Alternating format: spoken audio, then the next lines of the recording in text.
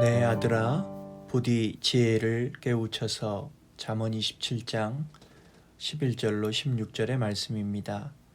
내 아들아, 부디 지혜를 깨우쳐서 내 마음을 기쁘게 해다오. 그리하면 나를 경멸하는 자에게 내가 할 말이 있을 것이다. 슬기로운 자는 위험을 보면 피하지만 미련한 자는 제 발로 들어가 화를 자초한다. 타인을 위해 보증하는 사람의 의복을 취하여라. 다른 지방 사람을 위해 보증 섰다면 꼭 그 사람을 잡아두어라. 이른 아침에 큰 소리로 이웃에게 인사하는 것은 저주하는 말처럼 들린다. 비 오는 날에 연달아 떨어지는 물방울이나 다툼 잘하는 여인은 마찬가지이다. 그런 여자를 다스리는 것은 손바닥으로 태풍을 막으려는 것과 같고 손으로 기름을 움켜 잡는 것과 같다. 아멘. 부모는 지혜로운 자식을 기뻐합니다. 자식이 지혜로운 삶을 살아간다면 그것은 부모로부터 받은 훌륭한 교육을 입증하는 것입니다. 지혜로운 아버지가 아들을 사과나무 아래로 데려가 물었습니다. 얘야, 저 사과를 하나 따서 반으로 쪼개보겠니? 아들이 사과를 반으로 쪼개자 또 물었습니다. 무엇이 보이지? 작은 씨가 보이네요. 그럼 그 씨도 쪼개보겠니? 아들이 간신히 씨를 쪼개자 아버지는 이번에는 무엇이 보이는지 물었습니다.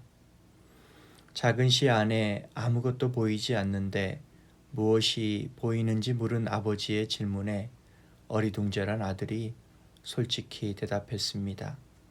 아버지, 아무것도 보이지 않습니다. 아버지는 껄껄 웃으며 사과나무를 가리키며 얘야, 아무것도 보이지 않은 이 작은 씨에서 저 큰 사과나무가 자란 것이란다. 아버지는 눈에 보이는 것에 숨겨진 것까지 보는 지혜를 아들에게 가르쳐주고 싶었던 것입니다. 누가 지혜로운 부모입니까?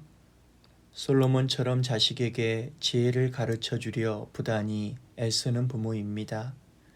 그러면 누가 지혜로운 아들이겠습니까? 가정에서부터 부모에게 지혜를 배운 아들입니다.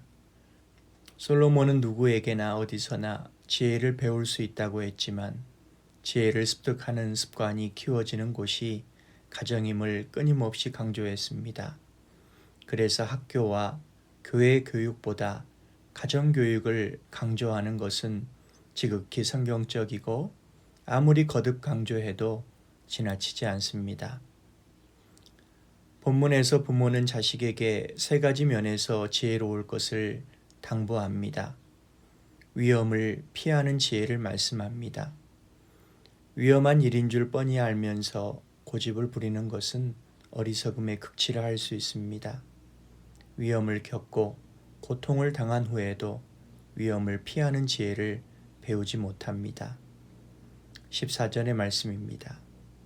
이른 아침에 큰 소리로 이웃에게 인사하는 것은 저주하는 말처럼 들린다. 때를 분별하여 행동하는 지혜를 말씀합니다. 이웃을 칭찬하고 안부를 묻는 일은 좋으나 이른 아침에는 삼가해야 합니다. 잠자는 사람들이 깰 수 있다는 사실을 생각해야 합니다. 내 입장에서 옳은 행위라도 적절한 때가 아니면 저주하는 말처럼 들립니다. 15절과 16절의 말씀은 사람의 인성을 살피는 지혜에 관한 말씀입니다. 다투는 아내와 사는 괴로움으로 비유하지만 모든 인간관계에 해당합니다. 비 오는 날에 연달아 떨어지는 물방울이 다투길 잘하는 여인과 같은 점은 괴롭히고 다투기를 멈추지 않는 것입니다. 그 여자의 인성을 제어하는 것이 불가능할 정도로 어려워 손으로 기름을 쥐려 하는 것과 같고 손바닥으로 태풍을 막는 것과 같습니다. 누군가를 만나 사귀면서 사람됨을 살필 수 있었다면 얼마나 좋겠습니까? 이는 연애의 경험이나 사회 경험에 달려있지 않고 대부분 지혜로운 부모로부터 받은 가정교육에 달려 있습니다. 하나님께서 기업으로 맡기신 자식에 우리 부모의 중대한 사명이 있습니다. 자식을 하나님보다 귀히 여기지 않게 하옵소서. 하나님께서 우리 부모에게 가르쳐 주신 지혜를 전수케 하옵소서. 사람이 마땅히 행할 바를 어려서부터 때에 맞는 방법으로 가르치게 하옵소서. 예수님의 이름으로 기도드립니다. 아멘.